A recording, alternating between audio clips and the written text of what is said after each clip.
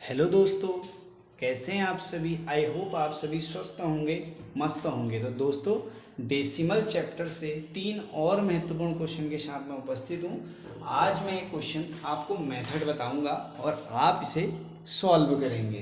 तो दोस्तों, जब भी आपको लैंग्वेज में क्वेश्चन दिया हो तो क्वेश्चन को ध्यानपूर्वक पढ़ें और तब जाकर उसे सॉल्व करें, क्योंकि यह क्वेश्चन थोड़ा सा घुमाकर भाषा के रूप में देता है। तो देखिए, पहला कह रहा है 6.3 और 3.2, 6.3 और 3.2 के योग 6.3 और 3.2 के योग। पिछली वीडियो में हमने बताया था कि पॉइंट के नीचे पॉइंट आगे के आगे, क्योंकि यहाँ पर तो बहुत इजीली जो है दिख रहा है, क्योंकि 1 डिजिट आगे 1 डिजिट पीछे लगा हुआ है डेसिमल के। अगर अधिक हो तब ध्यान दें कि पॉइंट के नीचे पॉइंट आगे के आगे पीछे के पीछे। अभी यहाँ पर कह रहा है 6.3 और 3.2 के योग, मतलब उनका जोड़ देना है, 3 2 5 उनका सम कर देना है, ठीक है। और के योग और अंतर, अब इसी का क्या कर देना है, इसी का अंतर भी कर देना। अंतर मीन्स घटाना, सब्ट्रैक्ट भी कर देना होगा।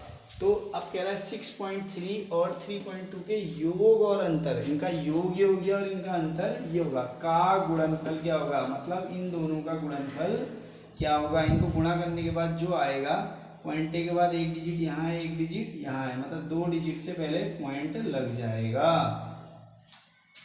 तो ये क्वेश्चन तो आप सॉल्व कर लेंगे, क्योंकि इनका कैलकुलेशन मल्टीप्लाई करनी है तो आप कर लेंगे। इसके बाद आगे बढ़ते हैं अगले क्वेश्चन की ओर। अगले क्वेश्चन में क्या कह रहा है, ध्यान से देखिए।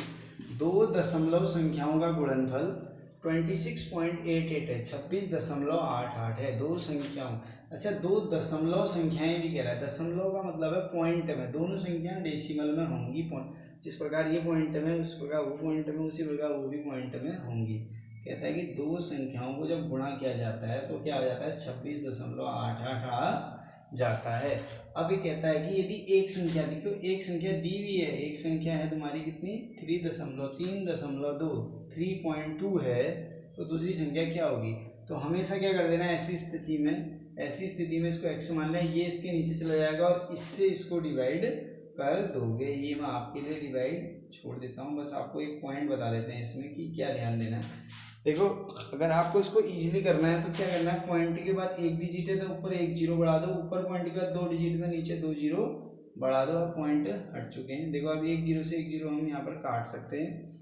2688 नीचे 320, अब 320 से आप उसको डिवाइड कर देंगे तो आपका आंसर इजीली आ जाएगा। जो एक संख्या है दूसरी संख्या आसानी से आपको प्राप्त हो जाएगी। ये आपके लिए, सो आपने इससे इसको डिवाइड करना होगा। अब लास्ट क्वेश्चन है, क्वेश्चन नंबर 3। क्वेश्चन नंबर 3 में देखिए, ब्रैकेट के अंदर है, यहाँ पर क्या है, इसका आंसर निकालना है।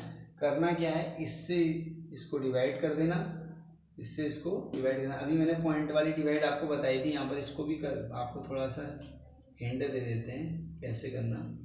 देखो, पॉइंट के बाद 2 डिजिट है ऊपर, अच्छा यहाँ पर ऊपर भी 2 पॉइंट के बाद 2 डिजिट है, नीचे भी 2 डिजिट है, पॉइंट से पॉइंट कट जाएगा। या फिर आप 2 ऊपर नीचे जीरो बढ़ाएंगे, 2 ऊपर भी उससे वो कट जाएंगे, बात वही पड़ी।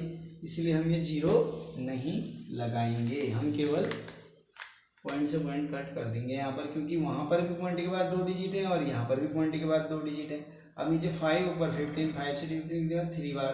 अब क्या करेंगे, 3 और 0.05 को सम कर देंगे।